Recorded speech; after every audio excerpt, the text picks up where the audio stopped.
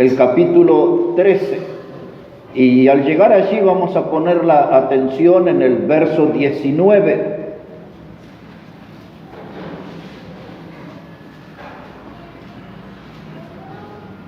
Ya estamos, hermanos, lo han encontrado. Primera de Samuel, capítulo 13, versículo 19. Hoy quiero hablar con ustedes sobre el tema de un pueblo sin herreros. Vamos a ver de qué se trata esto aquí en la palabra de Dios. Un pueblo sin herreros. Dice Primera de Samuel 13, verso 19. Y en toda la tierra de Israel no se hallaba herrero, porque los filisteos habían dicho, para que los hebreos no hagan espada o lanza, por lo cual todos los de Israel tenían que descender a los filisteos para afilar cada uno la reja de su arado, su azadón, su hacha o su hoz, y el precio era un pim por las rejas de arado y por los azadones, y la tercera parte de un siclo por afilar las hachas y por componer las aguijadas. Así aconteció que en el día de la batalla no se halló espada ni lanza en mano de ninguno del pueblo que estaba con Saúl y con Jonatán, excepto Saúl y Jonatán su hijo, que las tenían. Y hasta ahí nomás con la lectura. Un pueblo sin herrero. ¿Qué es un herrero? Eso necesitamos identificar. Un herrero es un trabajador, es un modelador generalmente del hierro. Puede trabajar con otros metales, pero el herrero generalmente trabaja con el hierro y calienta ese hierro en la fragua. Ahí es un fogón que generalmente está hecho de carbones, y allí sale esa llama y él pone el hierro al rojo vivo y luego lo lleva allí a un lugar donde hay un hierro grande que se llama yunque, y ahí pone ese material al rojo vivo y con el martillo le va dando forma, va trabajando. Básicamente ese es el trabajo de un herrero. Él es, en este caso, en esta historia, un herrero es un artesano que fabrica armas. Alguien que podía hacer espadas, que podía hacer lanzas, preparaba armas para la guerra. En nuestra vida, hermanos, vamos a tener muchas batallas. No van a faltar batallas en nuestra vida. Se van a cruzar a nuestro paso muchas tormentas y muchos tormentos, muchas aflicciones. Eso está garantizado para cada vida. No faltan problemas en nuestro camino, hermano, pero nosotros tenemos que aprender a enfrentar la adversidad. ¿Y cómo vamos a superar la adversidad? Siempre va a haber un desastre que nos rodea, siempre va a haber un desastre que nos acecha, que nos amenaza con hacernos daño. Y nosotros tenemos que sabernos parar bien, con una fe firme, con confianza en Dios, enfrentar cada problema de nuestra vida. De esta historia que hemos leído, breve, vamos a sacar una lección, una aplicación para nosotros. Número 1. Aquí vemos un pueblo sin armas para pelear. No tenían espadas, no tenían lanzas, era un pueblo desarmado, era el pueblo de Dios. No tenían armas para defenderse frente a los enemigos que eran los filisteos. El pueblo de Dios en este pasaje estaba sometido a la voluntad de los filisteos. No tenían armas, por lo tanto no tenían posibilidad de liberarse, no tenían posibilidad de rebelarse ante el enemigo. Y estaban allí sometidos, el pueblo de Dios sometido a vergüenza. Pero observe que lo que hemos leído, los filisteos no le afilaban ni espadas ni lanza porque tenían miedo que los hebreos usaran esas armas contra ellos. Pero cuando le traían el arado, entonces trabajaban allí y le sacaban filo. Cuando le traían los azadones para trabajar la tierra, a eso sí le sacaban filo. A la hoz, que es como un cuchillo curvo, ¿no? Y para cortar el trigo, para cortar el pasto, la hoz, a eso sí le afilaban. Porque lo que los filisteos querían es que el pueblo de Dios se volvieran trabajadores, agricultores, no guerreros.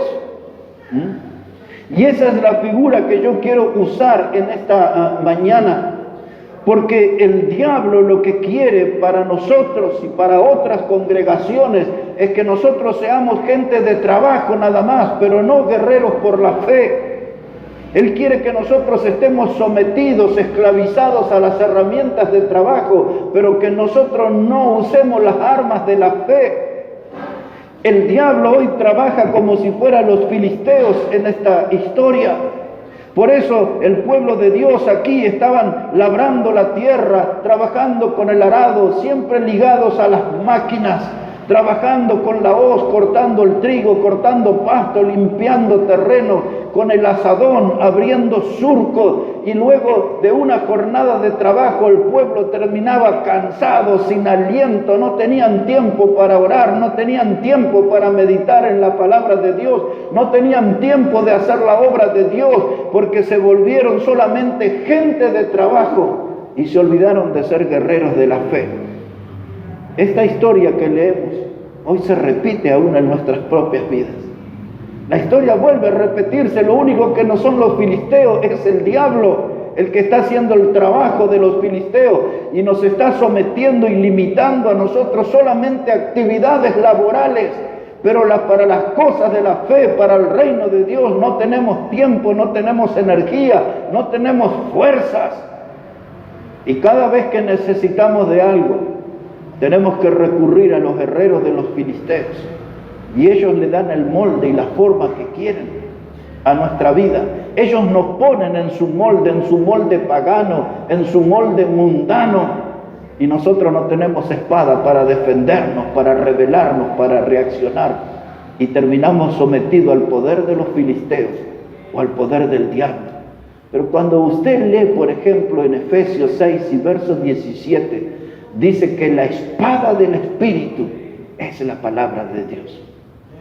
La espada del Espíritu es la palabra de Dios. Y es eso, hermano, lo que nosotros necesitamos, tener nuestra espada afilada, porque van a venir tiempos difíciles, tiempos de duras batallas, tiempos de duros combates, y hay que tener la espada afilada para defendernos y para saber golpear al enemigo, porque el enemigo no viene con caricias, el enemigo no es mimoso, el enemigo tiene en su plan derrumbar nuestra vida. Él quiere terminar con nosotros, Él quiere estropear la familia, Él quiere dañar la iglesia. Tenemos que conocer quién es el enemigo y frente a eso hay que tener la espada afilada. Y usted no puede ir a buscar poder en el mundo. Usted no va a encontrar poder de Dios en la universidad. Usted no va a poder encontrar poder de Dios en los colegios. Usted tiene que estar en la iglesia, escuchando la palabra de Dios, aprendiendo la palabra de Dios, creciendo en el conocimiento de la palabra de Dios, entendiendo bien la obra de Jesucristo a nuestro favor. Aquí es en la iglesia donde tenemos que el herrero que nos da forma, que nos va a nosotros trabajando para hacernos personas conforme a la voluntad de Dios. En los herreros del mundo usted va a poder aprender algo que le va a enriquecer su vida intelectual, pero no su vida espiritual. Pero en la iglesia sí le van a enseñar la Biblia. Va a haber un herrero que sabe cómo usar la espada y le va a preparar a usted para que sea fuerte para las batallas que vamos a tener por delante. Dice que la Biblia, la palabra de Dios, es la espada del Espíritu. ¿Y cómo estamos nosotros en relación a la Biblia? ¿La leemos? ¿La miramos? Esta semana yo me volví ahí a plantear porque he podido leer la Biblia.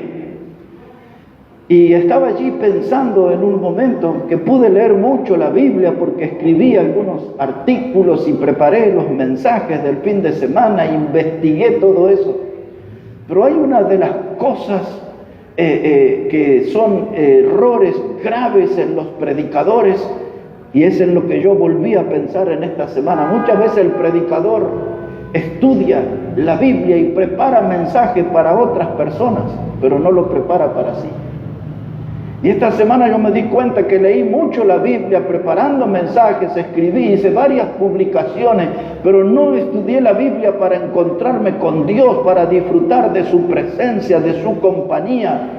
Y es eso, hermano, algo que nosotros necesitamos estar atentos, de tener comunión con Dios a través de su palabra, de apartar un tiempo cada día para estar con Dios. Hay algunos que pueden disponer de 10 minutos, de 15 minutos, el tiempo que sea, cuanto más pueda, dedíquese a estar a solas con Dios, lea su palabra, aprenda de su palabra, y lo que no entiende toma nota y después pregunta, y así va a empezar a aprender y crecer en la palabra de Dios. Eso es lo que le va a dar fuerza para las batallas que tenemos por delante. El pueblo de Israel estaba sometido por los filisteos y no había herrero, no había una persona que preparara las armas para que el pueblo de Dios se defendiera en la batalla. Como esto es una figura que yo voy a usar, insisto, una figura para tomar una lección para nuestra vida cristiana, yo le voy a hablar de un herrero del Nuevo Testamento, un herrero que era un obrero, para que nosotros, usando ese ejemplo, podamos entender cómo debe trabajar el hombre de Dios, moldeando la vida de los hermanos por la palabra de Dios. Una vida se moldea siempre por la palabra de Dios, y el que sabe cómo usar la espada, y el que sabe cómo afilar la espada, el que sabe cómo preparar la espada, es el herrero, el herrero. Y en la Biblia hay herreros que son obreros. Yo elegí uno hoy para nosotros. Se llama Tito, era un discípulo de Pablo, era un predicador de la palabra de Dios. Y vamos a tratar de aprender de Tito y de mirarlo a él como un herrero, como un obrero que sabe manejar la espada para sacar filo en la congregación, para que la gente se prepare para la batalla espiritual. Así que si puede buscar la carta de Tito, después vamos a volver aquí a 1 de Samuel 13. Pero busque un momento, por favor, la carta de Tito en el capítulo 1, versículo 5. Ahí vamos a comenzar a descubrir a este herrero y obrero en la obra de Dios. Tito, entonces, hermanos, capítulo 1. Después de Timoteo, ahí va a encontrar a Tito, es una carta breve de 3 capítulos nada más. Y dice ahí la palabra de Dios, Tito, el capítulo 1, versículo 5. Pablo es el que está escribiendo y dice esto: por esta causa te dejé en Creta, para que corrigieses lo deficiente y establecieses anciano en cada ciudad, así como yo te mandé. Ahora Pablo escribe esta carta y le dice a Tito, dice, por esta causa te dejé en Creta, para que corrigieses lo deficiente. Es decir, que le estaba encomendando un trabajo de herrero, para que moldees las vidas, para que ayudes a los hermanos a salir del error, para que anden en la fe con paso firme. Pablo y Tito ya habían pasado por Creta, habían predicado la palabra, habían ganado almas, habían visto personas con cualidades para ser líderes. Son esas personas que aparecen aquí con el nombre de anciano. La palabra anciano en el Nuevo Testamento y pastor es la misma persona. En el Nuevo Testamento se usan 3 términos distintos para el mismo oficio. Cuando en el Nuevo Testamento aparece la palabra anciano, la palabra pastor o la palabra obispo es la misma persona, es el mismo oficio. Así que Pablo dice, para que establecieses allí ancianos. Vimos personas que tenían cualidades para estar al frente de la obra. Tienes que ir y hacer un trabajo de herrero. tiene que en las vidas de esas personas sacar filo, que estén preparados para las batallas, que esos se vuelvan predicadores, que ellos se vuelvan guías del rebaño, que ellos se vuelvan gente responsable que alimenta y que cuida el rebaño. Dice, te dejé ahí en Creta para que hicieras ese trabajo, que empieces por la cabeza de la iglesia con los ancianos. Así que esto de ir y ganar almas es algo que nos manda el Señor, pero el Señor no nos manda a dejar hijos espirituales huérfanos, de ganar almas y dejar, sí, gané una almita por allá y gané otras almas por allá y otro en tal ciudad y otro. Hay que tratar de cuidar las almas, de no dejarlas huérfanas, de ver cómo siguen en la fe, de ver cómo toman la cruz y caminan junto al Señor. Es bueno, hermanos, de que nosotros tengamos un conocimiento de cómo siguen aquellos frutos nuestros, si están caminando con el Señor o no, cuáles son las dificultades. Pablo le dice, regresa a Creta, quédate en esa ciudad y corrige lo deficiente. Es decir, haz un trabajo de herrero, haz un trabajo para que todas las personas tengan sus almas afiladas para servir a su Salvador Jesucristo. Bueno, después él empieza aquí, no voy a entrar en el detalle, pero empieza a decir las cualidades que tiene que tener una persona para ser pastor. Él ya le había explicado a Timoteo en la primera carta, capítulo 3, verso 1 a 9, los requisitos espirituales, los requisitos morales y los requisitos sociales que tenía que tener un pastor. Y ahora a través de Tito le da los mismos requisitos, pero para modo de ejemplo nada más. Mire, el pastor, dice el verso 6, dice el que fuere irreprensible, marido de una sola mujer, y tenga hijos creyentes que no estén acusados de disolución ni de rebeldía, porque es necesario que el obispo, vio que le dije obispo, pastor y anciano, es la misma persona. Dice, para que el obispo sea irreprensible como administrador de Dios, no soberbio, no iracundo, no dado al vino, no pendenciero, no codicioso de ganancias deshonestas, sino hospedador, amante de lo bueno, sobrio, justo, santo, dueño de sí mismo, retenedor de la palabra fiel. Bueno, ahí está la lista de requisitos que debe tener alguien para ser pastor. Entonces, en primer lugar, empieza hablando de su vida moral. No es un marinero que tiene un amor en cada puerto. Pastor dice, marido de una sola mujer. Y ahí se pone firme en ese principio. Y dice que tenga a sus hijos en sujeción. Si sus hijos andan en los bailes, si sus hijos andan en la mala vida, si sus hijos andan en los vicios, si sus hijos andan con malas juntas, dice, ese no puede ser pastor. Pastor tiene que tener su casa en orden, sus hijos en sujeción, y ahí sigue todos los requisitos. Así que Tito tenía que empezar a hacer un trabajo como herrero y como obrero, empezando por la cabeza. Si la cabeza está sana, entonces el resto del cuerpo iba a poder estar sano, firmes en la fe. Trabaje con los pastores, y ahora le pide un segundo grupo que tiene que trabajar. Observe versículo 10, por favor. Dice, porque aún hay muchos contumaces, habladores de vanidades y engañadores, mayormente los de la circuncisión, a los cuales es preciso tapar la boca, que trastornan casas enteras, enseñando por ganancia deshonesta lo que no conviene. Ahora, Pablo le dice, Tito, tienes que corregir lo deficiente. Y lo deficiente aquí es que hubo gente que entró a la iglesia, pero no se están manejando de acuerdo a la palabra de Dios. Esos son los que nosotros conocemos como los falsos maestros.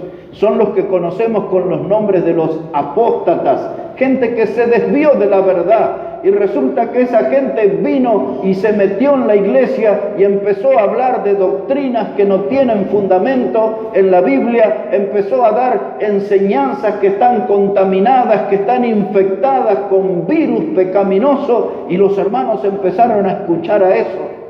Entonces Pablo le dice, tú eres un herrero, tú tienes que poner bien afiladas las almas y la espada en la congregación, tú tienes que enseñarle a esa gente que no sigan las palabras de los falsos maestros, porque esa gente lo que necesita es que tú corrijas lo que es deficiente, lo que está mal. Ahora, mire hermano, dice que esos falsos maestros eran gente contumaces. En la Biblia la palabra contumaz literalmente se traduce como rebelde. Era gente que se oponía a la palabra de Dios.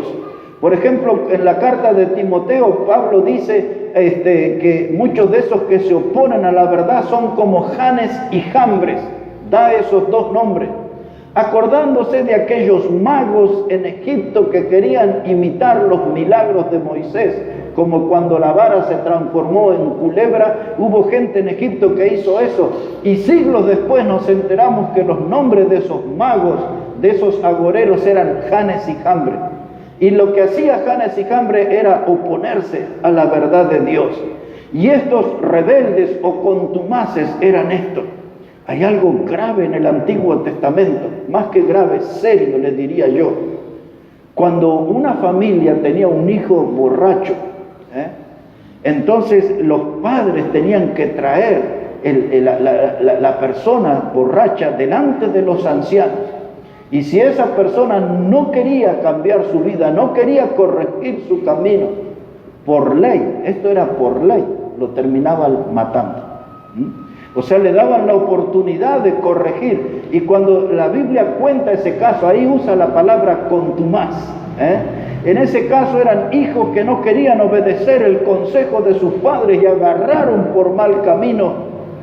Entonces, para que el mal no se expandiera, había una ley que decía, se corta esa vida. Ahora, la palabra contumaz aparece dentro de la iglesia. Gente rebelde, gente que quiere meter doctrinas que están envenenadas, intoxicadas con el poder del diablo. Y dice Tito, tú tienes que ir y enfrentar ese problema y tienes que corregir eso. Haz un trabajo de herrero, un trabajo de obrero. Dale armas a la iglesia para que se defiendan de los falsos maestros, de estos revoltosos que están haciendo daño dentro de la congregación, propagando el error. ¿Sabe que nosotros aquí hemos tenido algunas amenazas de error en la vida de nuestra iglesia? Hubo gente que tenía algunas doctrinas raras que vinieron aquí. Luego no echaron raíces, no se quedaron con nosotros, pero hemos estado más de una vez en estado de alerta, de gente que trae doctrinas que están infectadas de error. Y si no hay un herrero que prepare al pueblo con las armas espirituales, el error se mete.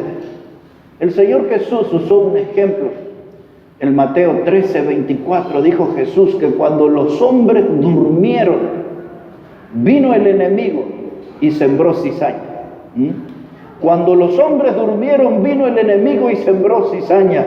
Y nosotros como iglesia no podemos dormir en lo espiritual, porque un día van a venir algunas personas, quizás muy bien vestidos, quizás de un hablar refinado, y se van a meter entre nosotros y van a propagar el error doctrinal. Y si no hay un herrero que haya afilado la espada del pueblo, el pueblo no va a poder defenderse y el error terminará contaminando toda una congregación.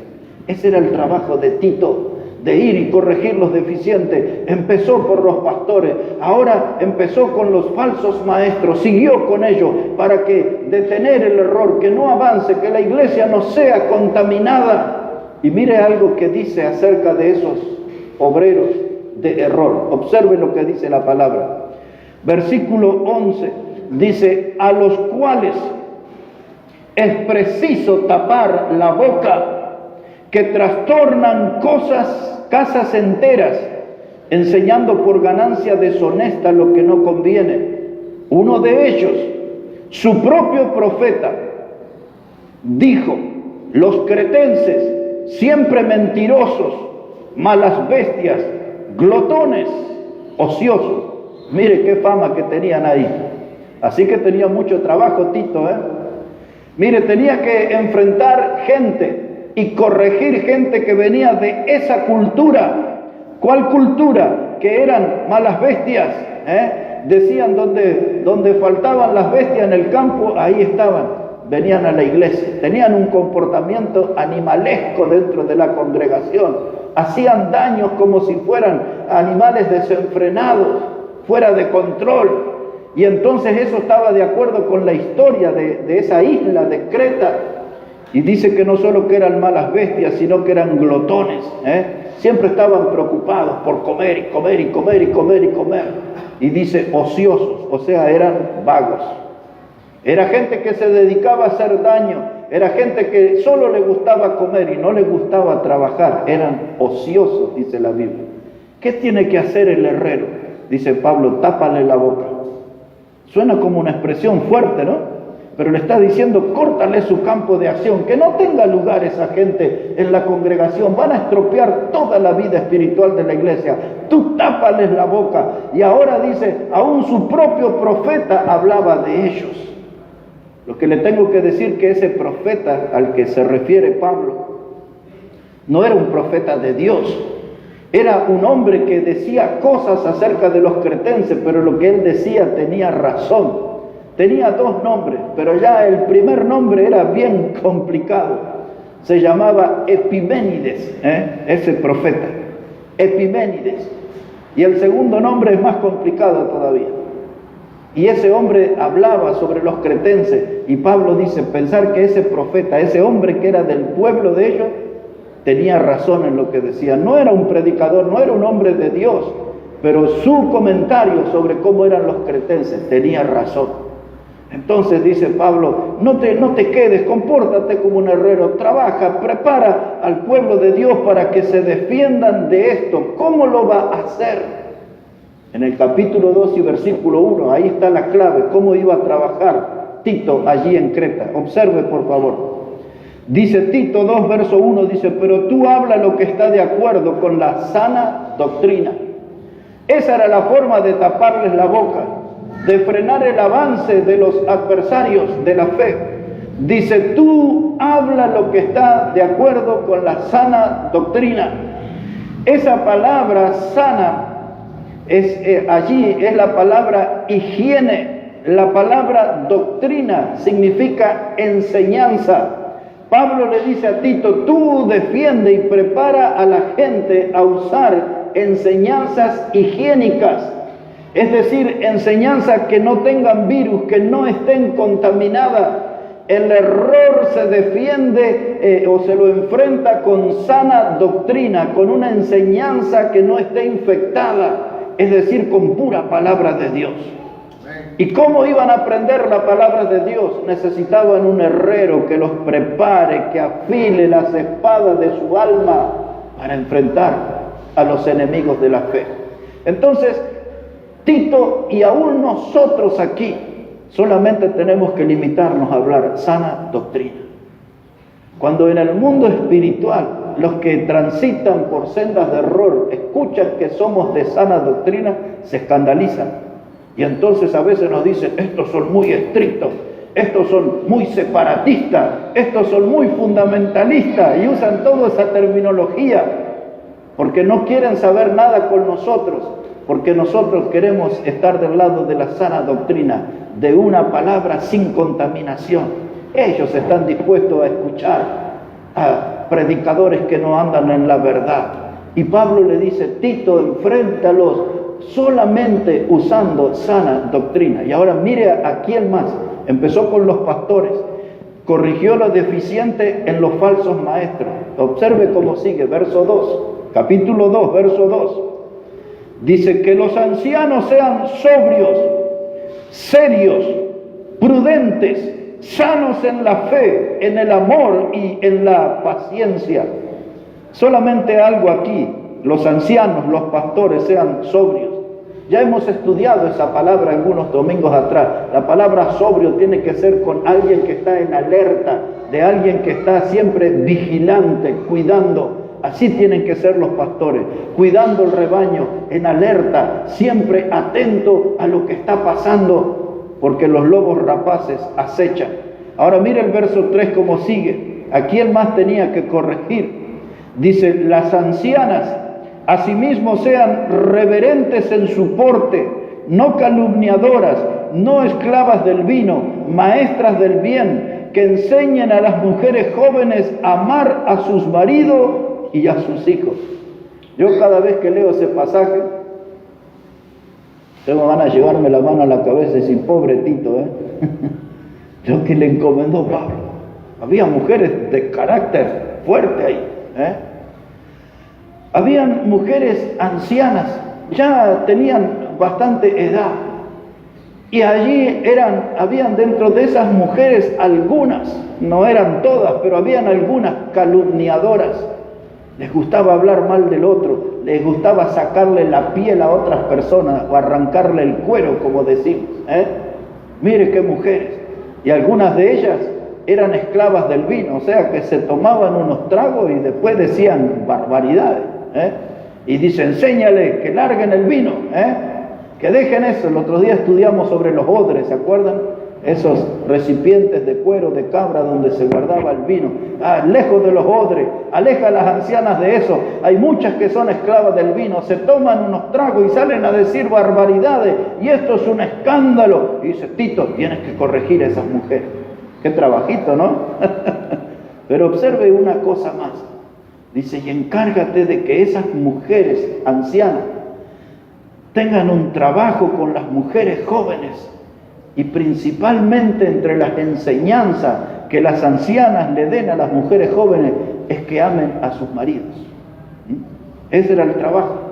Tenían que amar a sus maridos, ¿para qué? Para que tengan un hogar con amor verdadero, para que tengan un hogar en paz, para que en un hogar donde haya una mujer que ama al marido, donde haya un marido que honra a la mujer, entonces esos hijos se van a criar en un buen ambiente. Dice Tito, empieza a hacer ese trabajo con las mujeres ancianas y que les enseñen a las jóvenes a respetar y amar a sus maridos, para que el hogar sea realmente un pedazo del cielo en la tierra y no una sucursal del infierno.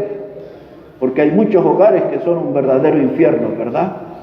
Pero cuando está la enseñanza de la palabra de Dios y cuando se camina en el hogar con los principios de la palabra de Dios, uno no quiere salir del hogar. Algunos de ustedes han oído esa expresión aquí en la Argentina, dice, este es muy familiero.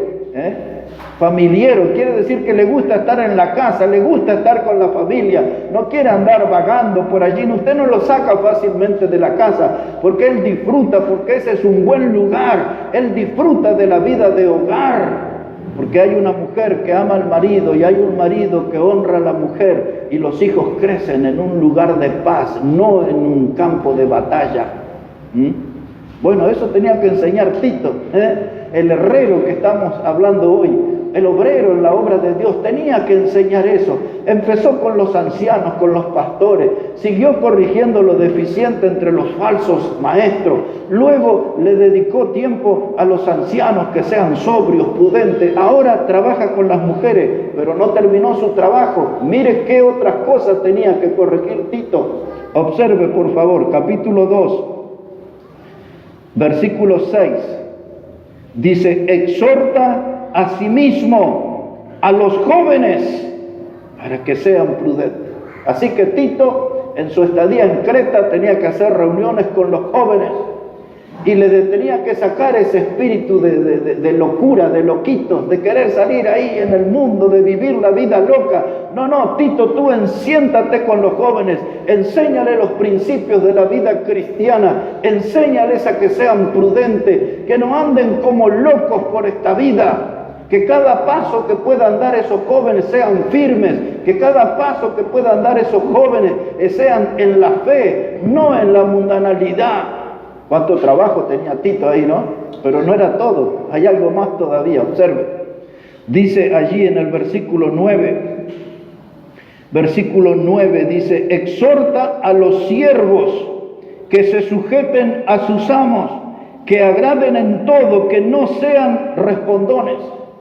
Había personas que eran esclavas todavía, pero esto aplica bien cuando yo voy a un lugar de trabajo. Cuando tengo mi empleador, yo tengo que cumplir con el trabajo por el cual se me paga, pero no tengo que ser un respondón.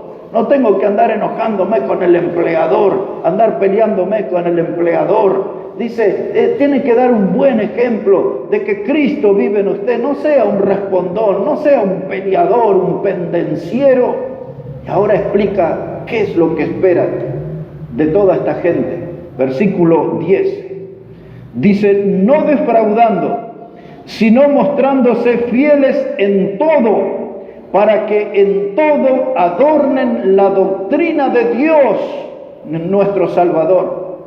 Así que ahora Pablo le dice, Tito, cuando hables con los ancianos, cuando corrijas a los falsos maestros, cuando les enseñes esto a las ancianas, después de que tengas tus conversaciones con los jóvenes, después que tengas tus conversaciones con los siervos, todo esto tiene que ser como resultado que adornen la doctrina de Dios.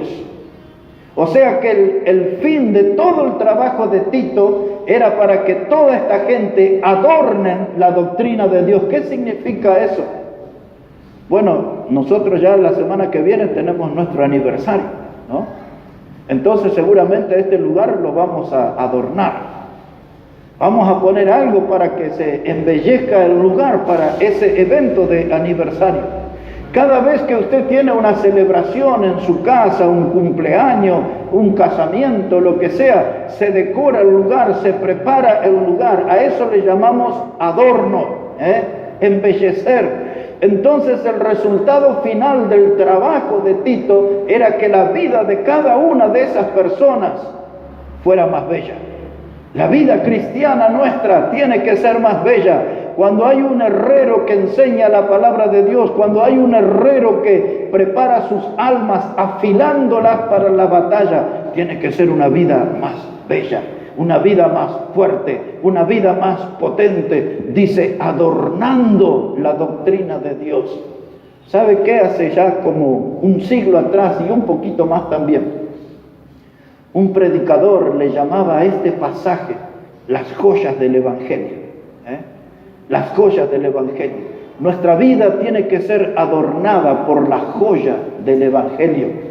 En otras palabras, lo que ese predicador quería decir, tiene que relucir en nuestra vida la presencia de Cristo. Tenemos que mostrar en nuestra vida que el Evangelio produjo un efecto, que el Evangelio trajo cambios buenos para nuestra vida, que el Evangelio dio frutos de bendición en nuestra vida, que somos mejores personas, que somos mejores cristianos. Estamos adornando la doctrina del Evangelio, mostrando los cambios buenos que Cristo hizo en nosotros. Eso es adornar la doctrina.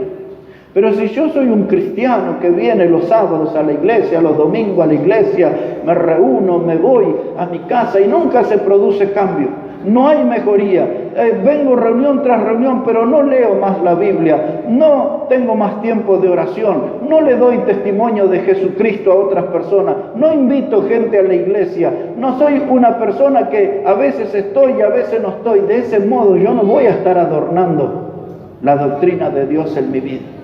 Pero cuando yo estoy en la iglesia y aprendo, y el predicador me mostró un texto que dice, no mentirás, y entonces yo saco ese mal hábito de mi vida, ya dejo de ser un mentiroso, y como dice la Biblia, ahora hablo verdad con mi prójimo.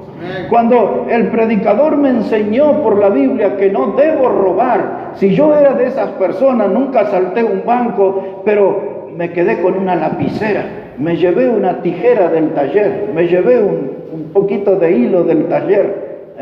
La Biblia dice, no debes robar. Entonces aprendí que el robo es algo que no debo hacer. La Biblia me va corrigiendo, la Biblia me va enseñando, la Biblia me va modelando. El herrero de Dios me está enseñando cómo tener mi alma afilada para la batalla.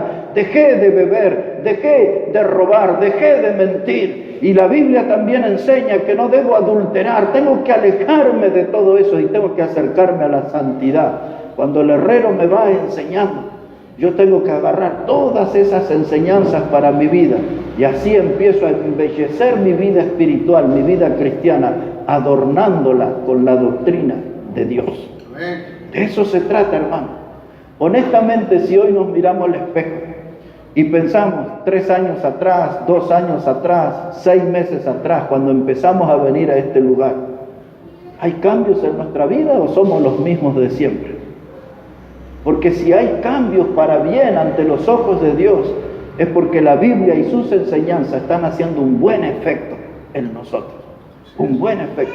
Me está haciendo mejor cristiano, me está haciendo una persona que tiene una vida más agradable a los ojos de Dios. Ahora, afilar la espada para pelear la batalla. Los voy a llevar un momento, vamos a dejar aquí a Tito por un momento. Pero este era un herrero, él tuvo un trabajo difícil, pero lo hizo bien, trabajó bien Tito. En todos los problemas que había en Creta, ayudó a los hermanos a que se produjeran grandes cambios para gloria de Dios. Ahora les voy a llevar a un pasaje del Antiguo Testamento, en el libro de Nehemías. Si puede encontrar ese libro, por favor. El libro de Nehemías. Y una vez que encontramos ese libro, vamos a poner la mirada en el capítulo 4 y en el versículo 17. El domingo pasado yo mencioné este libro de Nehemías y dije que cada vez que paso por este libro digo, este es un libro de sudor y es un libro de sacrificios. Es un libro de sudor y sacrificio porque es la historia de un pueblo que vuelve por un mandato de Dios para reconstruir los muros de la ciudad de Jerusalén. Tuvieron que viajar 1200 kilómetros a caballo y parte a pie para llegar a esa ciudad y restaurar todos los muros. Las puertas habían sido quemadas por el fuego del enemigo, todo era ruina, todo era escombro. Y ahí estaba todo el pueblo trabajando, los hombres, las mujeres, todos estaban trabajando en el muro. Y este capítulo 4, verso 17, hay algo importante, observe cómo dice. Nehemías 4, verso 17, dice: los que edificaban en el muro, los que acarreaban y los que cargaban con una mano, trabajaban en la obra y en la otra tenían la espada. Observe esas dos cosas, no había distracción. Trabajaban en el muro, estaban los que acarreaban, traían ahí el cemento, mezclaban la arena con la cal, el cemento, traían los ladrillos, unos acarreaban, trabajaban. Estaban edificando el muro con una mano, el albañil manejando la cuchara, poniendo ladrillo ahí bien alineado, pero con la otra mano la tenían en la espada. ¿Por qué? Porque el enemigo podía aparecer en cualquier momento. Pero esta gente tenía la espada afilada, esa espada estaba lista para ser usada. Trabajamos en la obra de Dios y también estamos listos para pelear. Ahora escuche esto, hermano. Los filisteos habían hecho otra cosa con el pueblo de Dios. Los filisteos solamente los querían como obreros, como trabajadores. Los filisteos no los querían como guerreros. Por eso no tenía el pueblo de Dios ni lanza ni espada en el primer pasaje que leímos. Pero sí tenían el arado, sí tenían el azadón, sí tenían la hoz, sí tenían todas las herramientas para trabajar, para ser obreros, pero no tenían ninguna posibilidad de ser guerreros para defender la obra de Dios. Aquí en los días de Nehemías era distinto. Trabajaban en el muro, pero tenían la espada en la mano. Que aparezca el enemigo nomás, vamos a estar preparados para recibirlo. ¿Por qué Nehemías estaba motivado? ¿Por qué la gente que trabajaba en el muro también estaban listos para pelear y la espada estaba afilada? Les voy a decir por qué. Y ese por qué debería ser la misma razón por la cual nosotros tenemos que trabajar en la obra, pero tenemos que tener la espada de la fe afilada para servir a Dios. Les diré la razón. Aquí capítulo 4, verso 14, mire.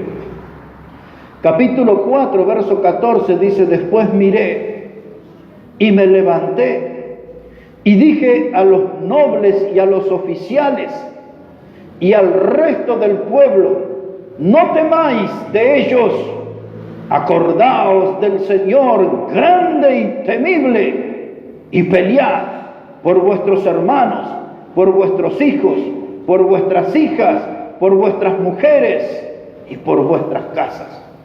Dice Nehemías que él le habló a los oficiales y a los nobles y les dijo: no hay que tener temor. Miren, el enemigo se viene con todo, con toda su furia. El enemigo se viene con toda su fuerza.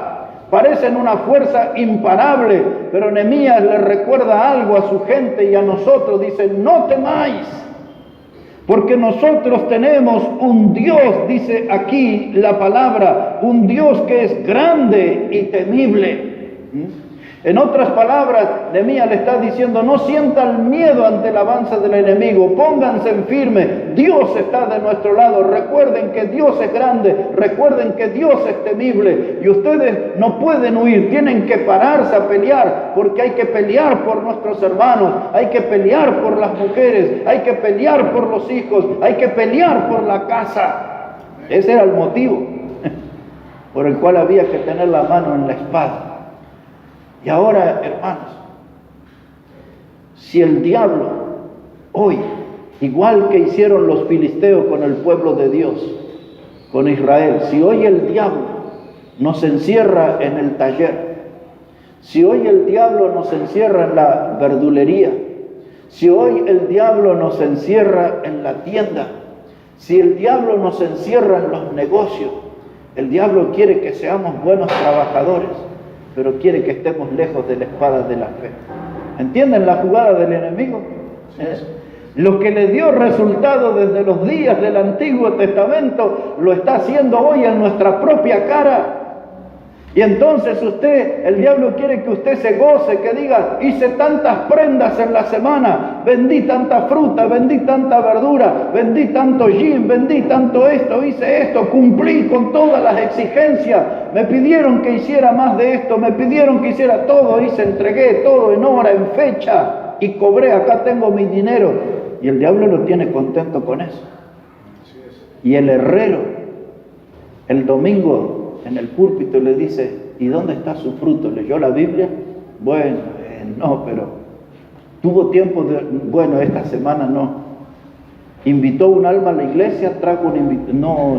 No crucé a nadie. Claro, si estuvo todo el tiempo trabajando. Es lo que el diablo quiere. Y entonces el diablo le hace creer, dice: usted es un hombre responsable, usted es una mujer responsable, son gente de trabajo, honesta, y el diablo les endulza el oído. Pero el herrero dice: ¿y la obra de Dios? Eso es bueno, nadie le dice que deje de trabajar. Y la obra, no, estoy cansado, estoy sin fuerza, trabajé demasiado, tuve que hacer grandes esfuerzos en la semana, tuve que entregar esto y lo otro, y lo otro, y lo otro, y lo otro. No tengo fuerza para Dios. Hoy no voy a llegar al culto. Estoy cansado, necesito dormir. Claro que necesita dormir si trabajó toda la semana. Todos entendemos que necesita. Y el diablo los tiene entretenidos en los negocios y en el trabajo. Y por eso no había herreros en Israel. Porque los filisteos imponían su doctrina, así como el diablo nos mete hoy a los cristianos en su molde. Todos tenemos nuestro dinero en el bolsillo, todos tenemos nuestra comida en la heladera y tenemos comida en la alacena, está todo bien, pagamos la cuota del colegio de los chicos, los útiles, pagamos la cuota de la heladera, del auto, de lo que sea, todo eso marcha fenómeno. Y la espada desafilada, y su fe abandonada, y su fe olvidada, y para Dios está cansado. Hermano, esa jugada que hicieron los filisteos es lo mismo que el diablo nos está haciendo hoy. ¿Por qué estamos hablando de esto en esta mañana? Porque necesitamos despertar, reaccionar y escapar del molde del diablo y meternos en la obra de Dios. Porque Cristo fue el que nos salvó.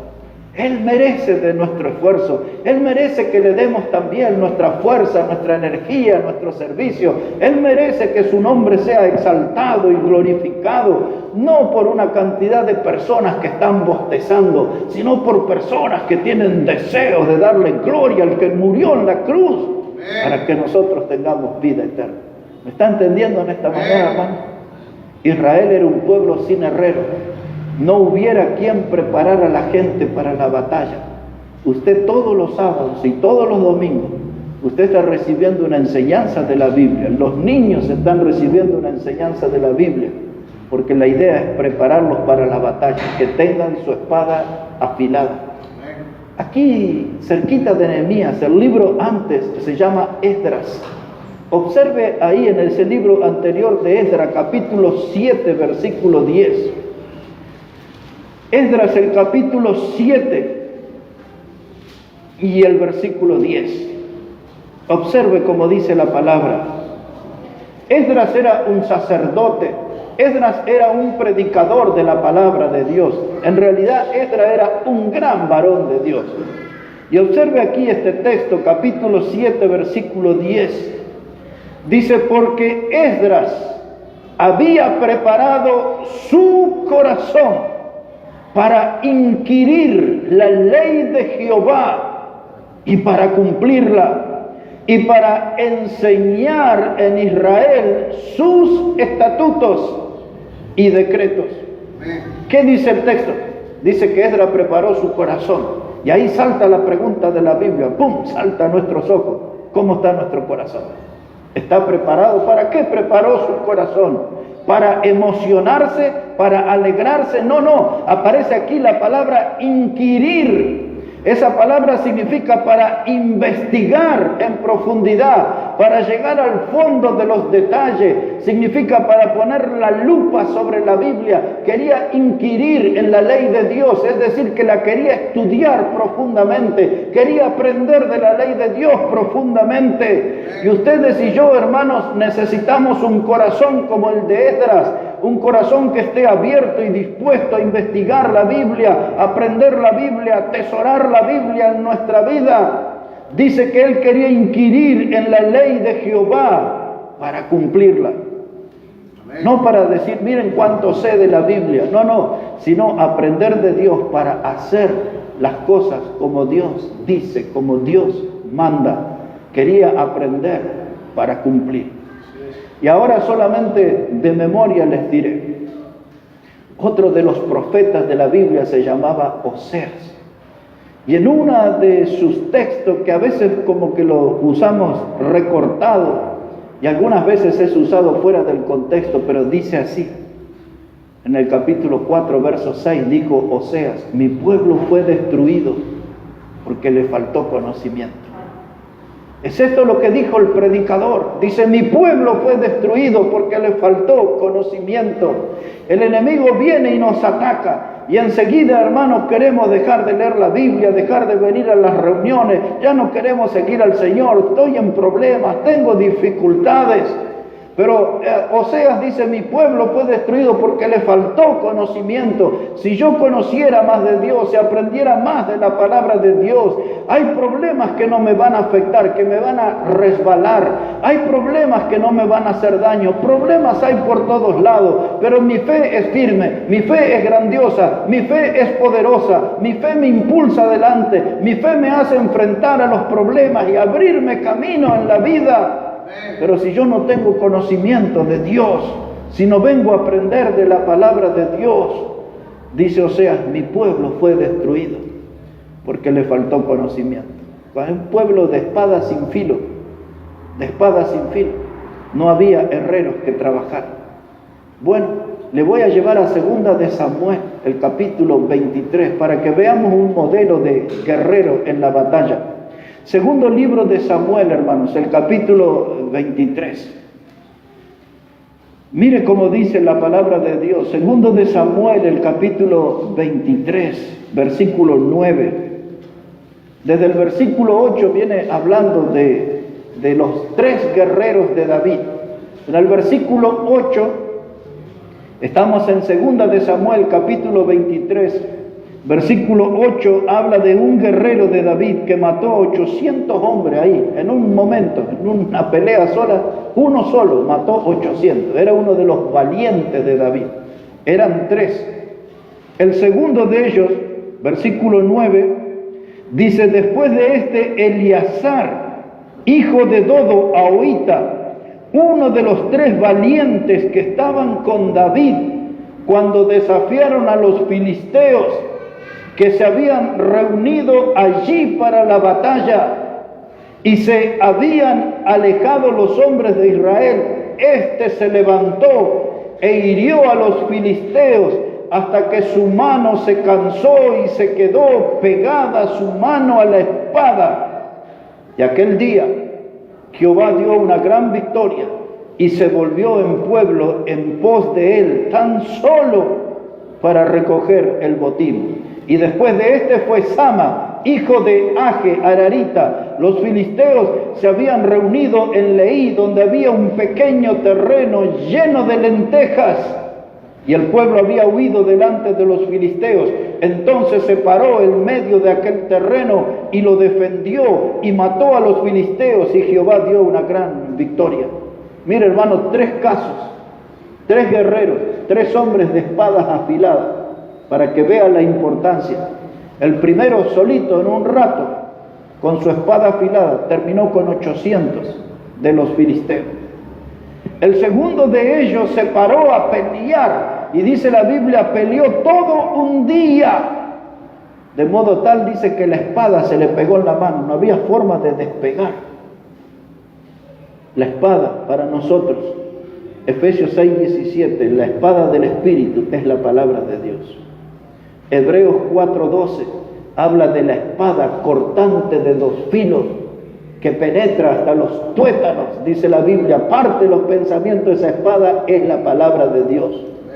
Este figura y este ejemplo de un guerrero con su espada afilada peleando todo el día con el enemigo y la espada se le pegó a la mano, esto tiene que inspirarnos a nosotros a tomar la palabra de Dios, la espada del Espíritu, y no separarnos por nada de ella.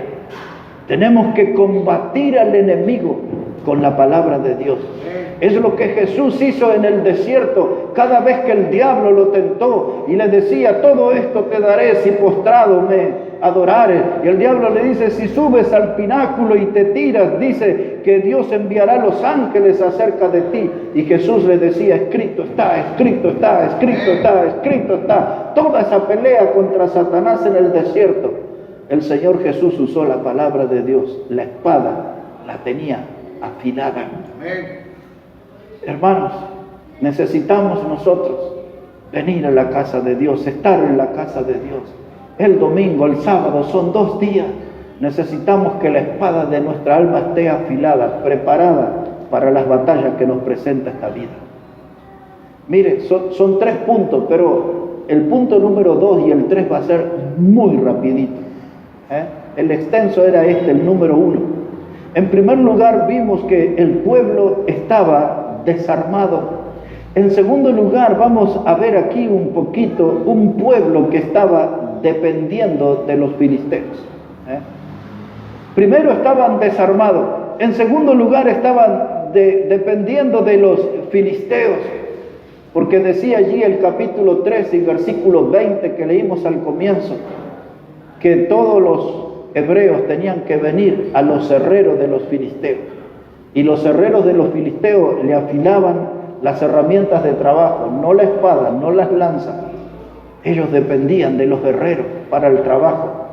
Y muchas veces nosotros como cristianos dependemos más del mundo, del hospital del mundo, de la universidad del mundo, del colegio del mundo, del psicólogo del mundo, del doctor del mundo. Y muchos de los cristianos andan circulando en la búsqueda de chamanes, que me lea la hojita de coca, allá del Chapare, del trópico, que me lea la hojita de coca, y andan buscando eso. Así como Israel dependía de los herreros filisteos, muchos cristianos hoy andan, dice, y si me voy a que me tiren las cartas, que me digan, o si me encuentro con una gitanita que me lea la mano, las marcas de la mano. Hoy hay muchos cristianos que van buscando eso, un parapsicólogo, algunos de esos que son servidores de las sucursales del diablo aquí. Pero ¿sabe qué, hermanos? También el diablo tiene otros filisteos. Tiene algunos filisteos que se están aprovechando de los cristianos. Son esos filisteos que nosotros a veces le llamamos nuestros paisanos o nuestros cumpas, ¿Qué hace el diablo a través de esos cumpas, de esos paisanos, de los filisteos modernos? Vienen y nos dicen: vení, changuito, vení, este domingo tenemos que ir a festejar unos traguitos ahí, vamos a hacer ahí un ritual ahí. Compré una propiedad, compré un terreno, vamos a poner la cerveza y la pachamama y todo, y quiero que vengas a compartir mi alegría. El cumpa. Y después tiran un poco de cerveza en la tierra, pero después tiran más para adentro, ¿no? Y ahí anda el hermano en la fe, ahí bien cerveciado anda. Y entonces, ¿cómo cayó en eso? Los filisteos se lo llevaron. Tuvieron que ir a recurrir. Y algunos se resisten por un tiempo y dicen: no, yo tengo que ir a la iglesia, yo voy a ir a la iglesia. ¿Sabe qué dicen los paisanos, los cumpas, los filisteos de este tiempo? Anda nomás 2, 3 domingos, después ya vas a venir con nosotros otra vez. Ya vas a venir para el partido de fútbol y lo que viene después del partido de fútbol. Ya vas a venir para la picadita y lo que viene después de la picadita. Usted ya conoce la cultura de los filisteos de hoy. Y como usted es débil, no está fuerte, no tiene la espada afilada, entonces se va por ahí. Y después le encontrar la casa. Y algunos llegan a la casa y no saben cómo poner la llave en la puerta, ¿no? Ya me entienden. No tengo que entrar en detalle, ¿verdad? Pero caemos en las trampas de los filisteos. Y la espada está desafilada. Nosotros, hermanos, estamos llenos de... Ayer estaba leyendo 25 festividades de Bolivia en la Argentina. 25. ¿No? Y hay gente aún de nuestra iglesia que a veces se prenden algunas de esas festividades. Y entonces vamos para las citas. Tenemos la fiesta de la cita. Y cada mes este mes tenemos de Cochabamba y de Santa Cruz. Así que hay tragos por ahí, invitaciones por ahí. Algunos de ustedes va a ser invitado y si anda con la espada desafilada, va a ir ahí a fiesta Cochala, 24 de septiembre, fiesta de Santa Cruz. Hermanos, dice: vamos a la cita. Usted sabe que eso significa en la lengua aymara comprame, ¿no? Y entonces, pero detrás de todo eso, yo no sé cuántos de ustedes saben, pero detrás de esas compras inocentes, de las casitas, de los decorados pequeñitos, de esa lacita, comprame, hay un culto al Dios de la prosperidad que se llama Equeco. Ustedes saben toda esa historia, ¿verdad? No les tengo que contar eso. Y ahí está. Y usted piensa que es una lacita inocente que compró en Olavarría, Villa Celina, pero detrás está el culto al Equeco. Y nosotros empezamos a ser cómplices de eso. Pero el cumpa, pero el paisano me invitó y yo lo llevé en el auto y ya me puse a mirar junto con él. Y después me dijo: vamos a tomar un traguito como los viejos tiempos. Y como ando con la espada desafilada, caí. Y después se vienen, hermanos, otras festividades. 23 de junio, San Juan, vamos a empezar con una fogata ahí en una esquina. Y después terminamos en un mostrador, o haciendo cosas, o hablando cosas que a Dios no le agradan. Pero todo era un recuerdo de la niñez de San Juan y todo. Y viene el mes de mayo y vamos con el tinku, para recordar cómo se hacía ya el macha y ese culto y de la Pachamama y todo eso. Y después viene noviembre, la Guayunca y qué sé yo, cuántas cosas. Todo eso. Y mire lo que es las cosas del 2 de noviembre, el Día de los Santos. Y ustedes ya saben todo de los pancitos que se hacen. Yo he estado en Bolivia para esa fecha y vi todos esos pancitos y los nombres, ya ni me acuerdo todos los nombres. Trenzaditos, cuadraditos, redondos, todo clase de panes. Y después resulta que el Día de los Muertos o de los Santos, como le llaman algunos, la Guayunca. Detrás de eso hay otra fiesta, hermano. Ustedes saben que las mujeres tienen que subirse a 8 metros de altura y tienen que columpiarse.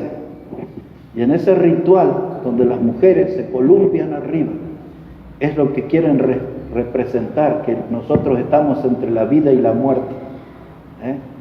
Pero detrás de ese culto de las mujeres columpiándose, también están las reuniones de adoración, de seducción, y de enamoramiento, y se forman las parejas. Esa es la tradición allá en Bolivia. pero aquí cerquita en el cementerio de Flores, ese 2 de noviembre, va gran parte de la colectividad. Y le dice, venga, mire que tengo un cumpa que se murió y venga, acompáñeme, y aquí está. Y él tomaba vino y le gustaba el tetrabric y todo, entonces en recuerdo de él voy a tomar unos tragos, toma, acompáñeme. Y usted va ahí también, ¿sí o no, hermano? Ve que el diablo nos tiene como los filisteos y a veces usa a los cumpas, a los paisanos, como los filisteos, y ellos nos arrastran y nosotros caemos porque nuestra espada está desafilada. Nuestra espada está desafilada. Cada mes del año tenemos fiesta. Fiesta de Potosí. Allá ahora el 24 ya pasó agosto. Ese recordaban a San Bartolomé, una muerte que hubo de 70.000 allá en Europa. Pero ahí en Potosí el 24 de agosto dicen que Bartolomé peleó contra el demonio, entonces hay que ir y festejar que triunfó. Todos inventan, todo termina en alcohol, todo termina en inmoralidad. Parecen fiestas, es nuestra cultura, es lo que nos enseñaron nuestros ancestros, pero como andamos de espada desafilada, caemos y caemos y caemos. Claro, usted no escucha al herrero que le enseña, que quiere afilar su alma para que usted pelee por la fe y le dé gloria a Dios. Hermanos, tenemos que estar atentos, por eso el Salmo 1 y el verso 1 decía, bienaventurado el varón que no anduvo en consejos de malos, que no se sentó en sillas de escarnecedores y que no anduvo en camino de pecadores. Hermanos, no tenemos que ir detrás de esas cosas, porque eso es andar en camino de pecadores, compartir con gente que son escarnecedores, que se burlan de Dios, que se burlan de la fe, que son como los filisteos, nos tienen allí, hermanos, limitados, nos tienen maniatados. El Hijo de Dios tiene que ser libre. Si usted conoce ya a Cristo como su Salvador, dice el Evangelio de Juan, capítulo 8, verso 32, conoceréis la verdad y la verdad os hará libre. Dice Juan, capítulo 8, verso 36, si conoces al Hijo de Dios, entonces seréis libres. Ya somos libres, no tenemos que estar atados a todo eso. Hermanos, hay que afilar la espada. Hay que afilar la espada, mis hermanos. Un día el faraón le dijo a Moisés, ¿ustedes quieren irse? Dice, no. Dice, yo les dejo que vayan hasta ahí, hasta el desierto, pero déjenme en sus hijos y vayan y adoren, les decía el faraón. Y Moisés le dijo, no, vamos a ir todos. Vamos a ir con nuestros hijos y vamos a ir con nuestros animales. Y entonces el faraón aflojó un poquito, le dijo, bueno, está bien, vayan con sus esposas, vayan con sus hijos, pero dejen los animales. Y Moisés se le paró y le dijo, nos vamos todos y ni una pezuña va a quedar en Egipto. Nos vamos los hombres, nos vamos las mujeres, se van los niños, se van nuestros animales, nos vamos todos para el desierto, nos vamos para siempre de Egipto, porque vamos a adorar a Dios y vamos a servir a Dios. Usted sabe que siempre Egipto refleja la mundanalidad, y ustedes y yo un día tenemos que romper con la mundanalidad y no dejar ni una pezuña en Egipto, ni una uña, nada. Salí de Egipto y empiezo una vida nueva en Cristo, como dice uno de los cánticos que hacemos aquí a veces. Yo he decidido seguir a Cristo, no vuelvo atrás, no me meto en las tradiciones, no me meto en las viejas costumbres. Puedo tener un respeto por esas cosas, pero yo tengo una nueva vida en Cristo. Mi espada está afilada, yo estoy listo para la batalla de la fe. No voy a deshonrar al Señor, no voy a caer en la trampa de los filisteos. Y a veces cuando estamos firmes, viene alguno de los cumpas y dice, tengo una filistea por allá, una mujer bien linda que lo quiere conocer. Y usted dice, sí, y yo estoy soltero, miren mi documento, quiere ir. Y entonces hay otro que dice, no, yo voy a elegir a alguien del pueblo de Dios, voy a formar un hogar cristiano. Tenga cuidado, la Biblia dice estas palabras, aquel que está firme, mire que no caiga. Ese texto nos advierte del peligro y de lo astuto que es el enemigo. A veces nosotros pensamos que estamos firmes en la fe, que nada nos va a pasar, pero la Biblia dice, no se confíe en usted, dice, el que está firme, mire que no caiga. Tengamos cuidado, hermano, porque el mundo filisteo quiere atraernos. Voy a terminar de esta manera. Primero vimos un pueblo desarmado. Segundo lugar, estuvimos viendo aquí acerca de un pueblo, hermano, que dependía de los filisteos. Y vamos a terminar hablando sobre un pueblo que solo los líderes estaban armados. En ese capítulo 13 que leímos, verso 22, decía que solamente Saúl, que era el rey, y Jonatán, que era el príncipe, tenían espada. Después todos los otros, ninguno. Y ese es el problema que a veces podemos tener como iglesia, que los líderes pueden estar con la espada. Los líderes están preparados para la batalla. ¿Y el resto de nuestros hermanos? ¿Y el resto de nuestra gente? Están expuestos a todos los peligros y a todos los ataques del diablo. Hermanos, no es justo que solo los líderes tengan la espada afilada. Nosotros como iglesia, todos, desde el más pequeño hasta el más mayor, debemos estar con la espada del Espíritu, con la palabra de Dios, con la espada afilada. Tenemos que, hermano, que el predicador, el herrero que nos enseña de la palabra, le saque filo a nuestra espada. Hay espadas que necesitan sacarle filo. Hay espadas que necesitan quitarle el óxido de encima. Porque ese óxido es la señal de que la han abandonado, que han estado en desuso, que han estado olvidada. Y el Hijo de Dios, la hija de Dios, siempre tiene que tener la espada afilada, porque el diablo se nos presenta en cualquier momento y hay que dar dura batalla con él. Hay que presentar dura batalla. Solo Saúl y solo Jonatán tenían la espada afilada. Ahora escuche esto y así termino. Israel tenía teólogos. Es decir, tenía mucha gente que sabían de la palabra de Dios. Israel tenía sacerdotes, muchos de ellos, como lo fue Esdras. Tremendo predicador era Esdras. Israel tenía profetas, tremendos predicadores, como lo fue Samuel. Sus teólogos, sus sacerdotes, tenían sus profetas, tenían sus cantores. Había un hombre que se llamaba Asaf en la Biblia. Usted va a ver varios salmos con su nombre. Ese hombre dirigía un coro de 5.000 personas. 5.000. ¿Se imagina lo que era escuchar todas esas voces? Y ese hombre lo dirigía acompañado por otro que se llamaba Jedutum. Y el otro se llamaba Himan, como el dibujito. Los tres dirigían 5.000 voces cantando a Dios. Israel tenía profetas, tenía teólogos, tenía sacerdotes, tenía cantores, tenía salmistas como David, grandes salmistas tenía, pero no tenían herreros. No tenían herreros. Y uno se pregunta, ¿por qué no tenían herreros? ¿Por qué ese pueblo estaba sin herrero? Porque el trabajo del herrero no es un trabajo muy visible, porque el trabajo del herrero es un trabajo que no es valorado. Yo creo que sí. Lo mismo pasa con los predicadores de nuestro tiempo. La gente no los valora, la gente no los quiere escuchar, la gente no quiere seguir el consejo de la palabra de Dios que viene a través de ellos. Y cuando un pueblo no tiene herreros, no va a tener armas para defenderse del enemigo y va a estar sometido siempre a los filisteos ayer, al diablo hoy. Necesitamos estar en la casa de Dios. Y cada vez que se predique, que alguien esté aquí al frente leyendo la Biblia, explicando la Biblia, predicando la Biblia, que lo miremos como un herrero que está afilando la espada de nuestra alma, preparándonos para las grandes batallas por la fe. Porque hay batallas que se vienen, hermanos. Necesitamos poner nuestra vida en la fragua de Dios, en ese fuego de carbones, y que esa llama santa que no nos daña, no nos lastima, esa llama santa purifica nuestras vidas y nos deja en posición de servir a Dios.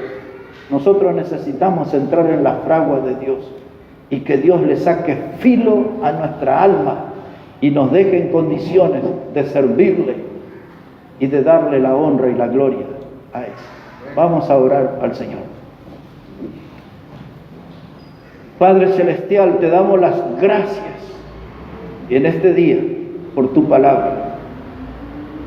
Te damos las gracias, Señor, porque tú eres bueno y sabemos que aún quieres usarlo en tu obra.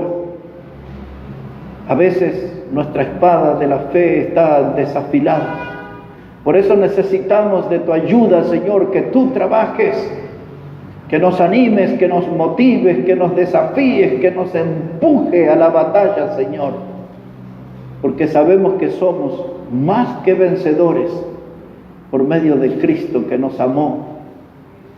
Ayúdanos, Padre, que la palabra que hemos hablado en esta mañana pueda trabajar en nuestra vida.